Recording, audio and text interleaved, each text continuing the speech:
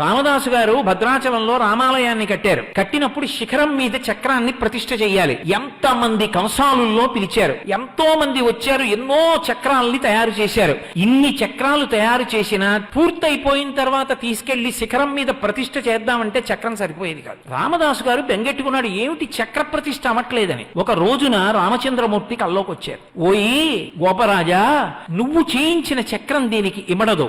గోదావరి నది అనుగ్రహిస్తుంది చక్రాన్ని.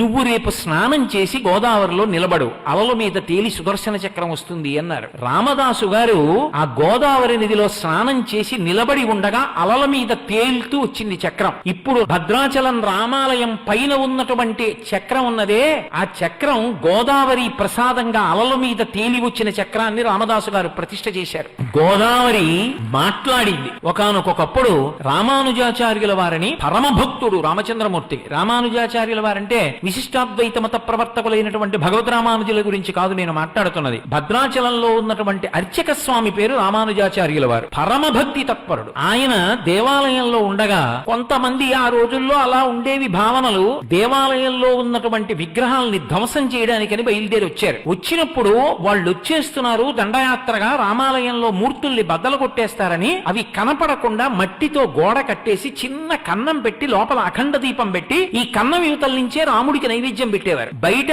భద్రాచల రామచంద్రమూర్తి ఎలా ఉంటారో అలా వామాంక స్థిత జానకీ పదిలి సత్కోదండ దండంకరే చక్రం చోద్భవరేణ బాహుయుగలే శంఖం శరం దక్షిణే అని ఆ రామచంద్రమూర్తి ఎలా ఉంటాడో అలాగే ప్రతిష్ఠ చేశారు. ఏవి నిజం మూర్తులు కావు, చూడ్డానికి నిజం మూర్తుల్లా ఉండేటటువంటి మూర్తుల్ని కృతకంగా పెట్టారు. రానే వచ్చారు వాళ్ళు, అందరూ పారిపోయారు భయపడి, చంపేస్తారని. ఈ రామానుజాచార్యుల వారు మాత్రం గుళ్ళో పడుకున్నారు. వాళ్ళు వచ్చి ఏవిరా మీ రాతి బొమ్మలో అని అడిగారు. ఆయన పిచ్చెక్కిన వాళ్ళ నటిస్తూ పెద్దగా ఎగిరి నాట్యం చేస్తూ రాతి బొమ్మలు ఏమిట్రా, మా దేవుడు రా, అదిగో వెళ్ళండి రా అన్నారు. వాళ్ళు వెళ్లి లోపల ఉన్న మూలమూర్తులు అనుకుని కృతకంగా పెట్టిన మూర్తుల్ని పగలగొట్టారు. ఇప్పటికీ చూడొచ్చు మీరు మ్యూజియంలో. అప్పుడే ఒక విచిత్రం జరిగింది. ఎక్కడి నుంచో ఇద్దరు ద్వారపాలకుల మూర్తుల్ని ఒంటె మీద తీసుకొచ్చారు. ఆ ఒంటె నడుము విరిగిపోయింది, అది తీసుకెళ్లలేకపోయింది. ఆ ద్వారపాలకులు ఉండిపోతే వాటినే భద్రాచలంలో పైన ప్రతిష్ఠ చేశారు ద్వారపాలకులుగా. వాళ్ళు భద్రాచలం వచ్చారు. ఇంకా పెద్ద విశేషం ఏమిటో తెలుసా? ఒకప్పుడు రామానుజాచార్యుల వారు అంటే అర్చక స్వామి, ఉత్సవమూర్తుల్ని ఎత్తుకుపోతారు ఎలా అని చెప్పి సీతమ్మని, రాముణ్ణి, లక్ష్మణుణ్ణి ముగ్గురిని పట్టుకెళ్లి తిన్నగా గోదావరి ఒడ్డున ఒక రాళ్ల కుప్ప కింద దాచారు.